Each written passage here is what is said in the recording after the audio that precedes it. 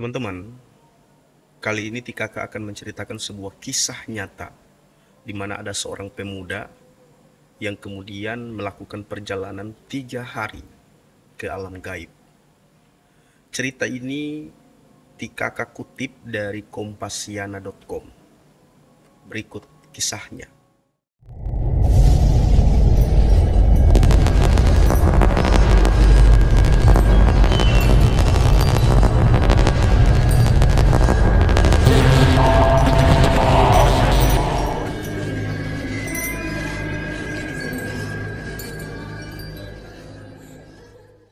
Pria berperawakan kurus tanpa kumis dan jenggot yang masih muda itu terlihat begitu tampan. Wajahnya sangat teduh dan enak dipandang. Sorot matanya lembut, bersih, dan bersinar bagaikan kaca yang tembus pandang. Ketika dia mencoba menoleh ke kiri, dirinya sedikit terkejut karena melihat seorang pria bertubuh besar, berkulit hitam, bermata besar dengan warna merah menyala, seperti bara api neraka, dan berpakaian jubah hitam dengan wajah yang sangat menyeramkan.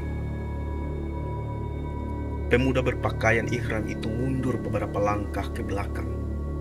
Langkahnya terhenti ketika menyentuh sesuatu yang begitu lembut dan wangi, bak bunga kasturi. Ketika dia mencoba melihat ke belakang, kembali dia terkejut karena melihat sosok pria tua bertubuh besar, berkumis, dan janggut putih sepanjang dada, berpakaian serba putih dengan wajah yang sangat nyaman dipandang, berlawanan dengan pria yang dilihat sebelumnya, teman-teman. Suasana masih bening. Tidak ada percakapan di antara mereka bertiga. Anehnya, perasaan pemuda itu menjadi sedikit tenang setelah melihat pria tua berjanggut putih tersebut. Kedua sosok pria besar misterius tersebut lalu dengan isyarat tangannya mengajak pemuda itu agar berjalan mengikuti mereka. Bagai kerbau dicocok hidung, pemuda itu spontan mengikuti saja langkah kedua pria yang ada di samping kiri dan kanannya tersebut. Setelah berjalan beberapa saat, teman-teman, sampailah ketiganya di sebuah jalan yang bercabang.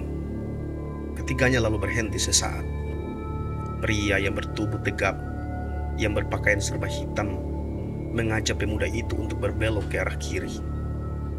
Pemuda itu tidak bisa menolak kecuali hanya menuruti dan mengikuti sosok tersebut. Beberapa saat kemudian, udara terasa semakin panas. Tiba-tiba, kabut tipis yang ada di depan mereka terbuka lebar, dan terlihatlah pemandangan tragis yang sangat memulihkan, dan belum pernah terlihat oleh pemuda itu sebelumnya, teman-teman. Bara api yang sangat besar dan menyala di mana-mana. Dalam kobaran api itu terlihat banyak orang yang sedang disiksa dengan berbagai adegan yang menyayat hati. Ada orang yang sedang disiram timah panas yang mendidih. Ada juga pria yang dipotong kemaluannya. Ada wanita yang duburnya ditusuk besi panas seperti orang yang sedang disate, teman-teman. Suara teriakan minta tolong, tangisan, rintihan bercampur menjadi satu. Pokoknya, suasana pemandangan yang terlihat begitu menyeramkan membuat pemuda itu menggigil ketakutan. Pria hitam berwajah seram itu lalu menjelaskan kepada pemuda itu mengapa mereka disiksa sedemikian rupa. Mereka semua adalah orang-orang yang ingkar dengan perintah Allah Subhanahu wa Ta'ala. Dia berpesan pada pemuda itu agar orang-orang tidak melakukan perbuatan buruk seperti yang dilakukan mereka yang tengah disiksa itu sebelumnya. Setelah memberi penjelasan panjang lebar, mereka kembali ke tempat semula di persimpangan. Di sana terlihat pria berjenggot panjang dan berbaju serba putih itu masih menunggu. Kini, giliran pria tua berwajah teduh yang sangat karismatik itu yang mengajak pemuda itu berjalan ke arah kanan. Lambat laun, Udara yang ada di sekitarnya terasa semakin sejuk. Tercium aroma wangi yang sangat enak sekali, dan belum pernah dirasakan pemuda itu sebelumnya. Tiba-tiba, kabut yang ada di hadapan mereka terurai secara ajaib, teman-teman. Tampaklah sebuah pemandangan indah yang sangat menakjubkan. Sepanjang mata memandang, tampak rumah yang sangat bagus sekali, dengan arsitektur yang unik dan belum pernah dilihatnya. Setiap rumah memiliki bentuk dan ukuran yang berbeda, dengan dikelilingi oleh taman-taman yang indah. Setiap rumah dihuni seorang wanita cantik, bak bidadari, dengan pakaian indah dan senyuman yang menawan.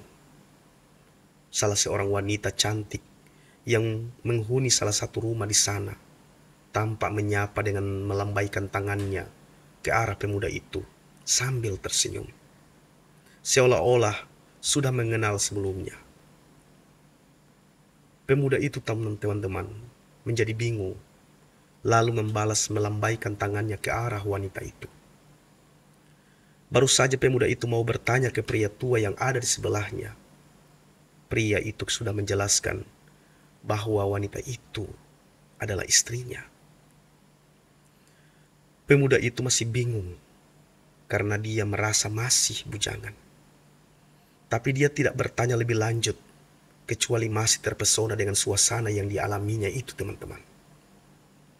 Sambil berjalan-jalan menikmati suasana di kompleks perumahan super mewah tersebut, sang pria tua terus menjelaskan tentang ganjaran bagi setiap orang yang taat menjalankan ibadah kepada Allah Subhanahu wa Ta'ala.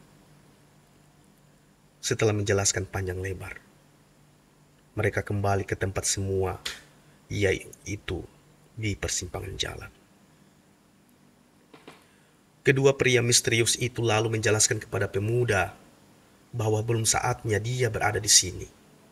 Dia harus kembali ke tempatnya semula. Pemuda itu diminta kembali menyusuri jalan sebelumnya dan dilarang untuk menoleh ke belakang.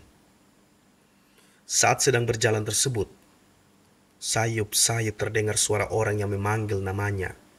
Suara itu semakin lama semakin jelas, teman-teman, sehingga menggoda dirinya untuk menoleh ke belakang.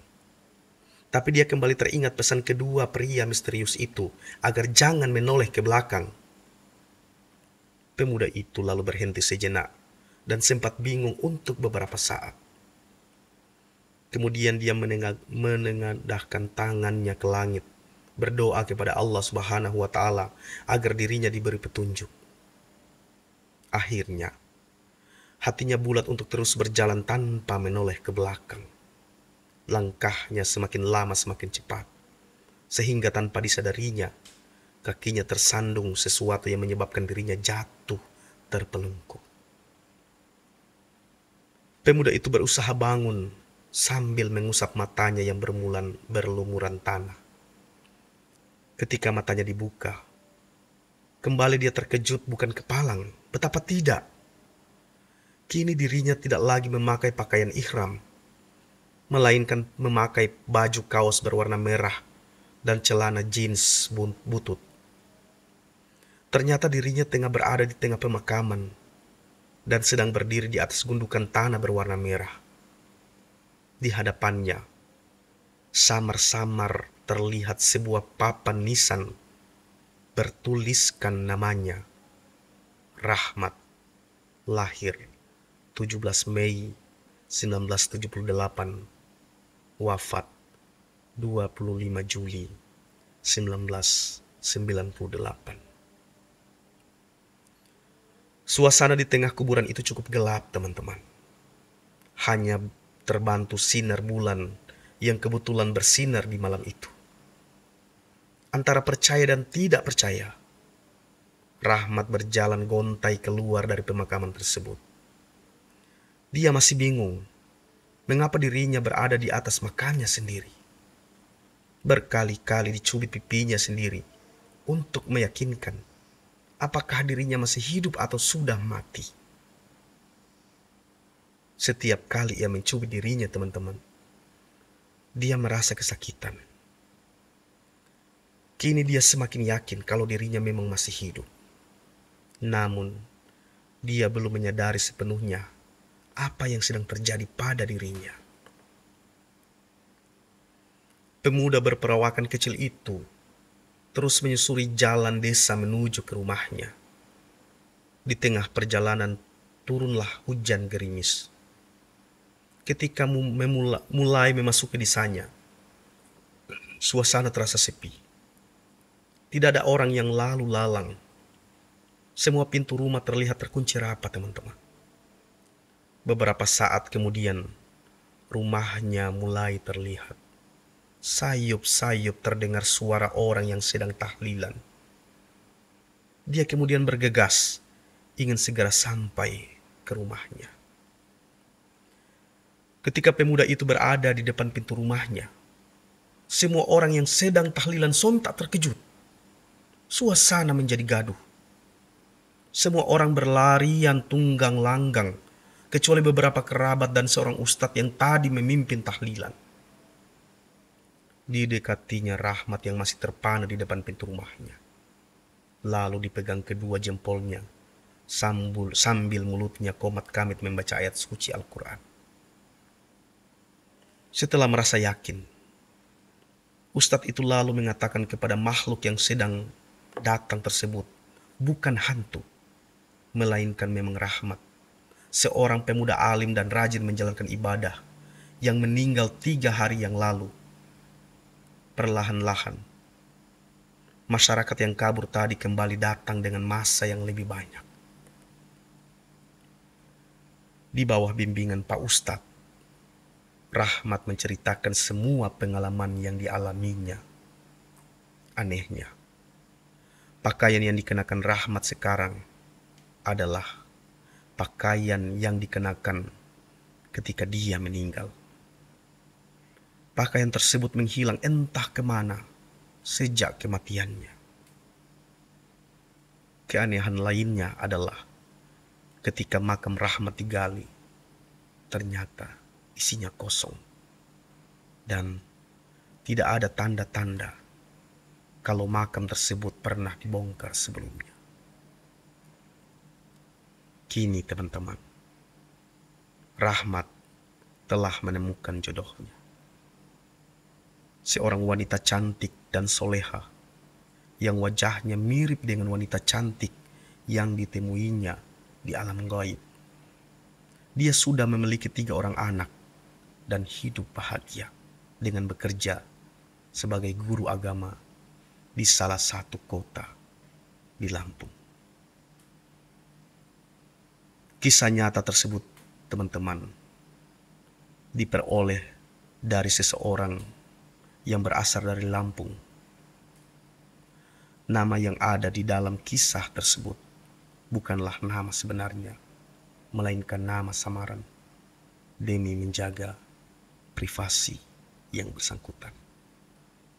Demikian sebuah kisah nyata bagaimana seorang pemuda yang tampan dan soleh kemudian lakukan perjalanan 3 hari ke alam gaib serta bertemu dengan 2 sosok yang kemudian memperlihatkan kepada pemuda itu beberapa fenomena yang dia tidak pernah mengalaminya sebelumnya. Kisah ini sekali lagi Kakak kutip dari kompasiana.com. Mungkin saja teman-teman yang sempat menonton video ini pernah mendengar kisah ini sebelumnya dan dapat mengonfirmasi bahwa kisah nyata ini benar-benar nyata adanya dan bukan rekaan semata. Demikian yang dapat kakak bagi pada konten kali ini.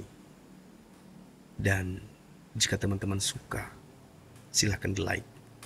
Dan buat teman-teman yang bersedia, ikhlas, sudi membantu pengembangan channel Tikaka, mohon dengan sangat untuk teman-teman meluangkan waktu sejenak mensubscribe channel ini agar Tikaka dapat mengembangkannya lebih baik ke depan-depannya. dan dapat berbagi cerita-cerita seputar misteri buat teman-teman semua. Assalamualaikum.